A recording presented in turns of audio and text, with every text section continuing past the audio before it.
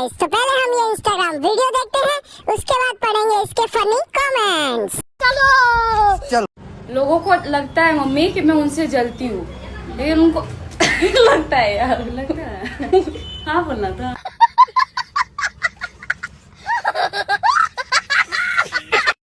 तो चलिए शुरू करते हैं। तुम्हारी मम्मी सिंगल है क्या? हमें दहेज में सासू जी चाहिए। तू साइड में हो, तेरी मम्मी को बोलने दे।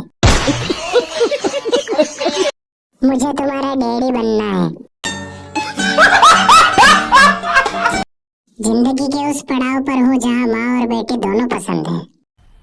मजा आया। बेटा, मैं तुम्हें दिल से अपनी बेटी मानता हूँ। इतने तेजस्वी लोग हैं हमारे पास। बस लाइक करो, फॉलो करो, छुट्टी।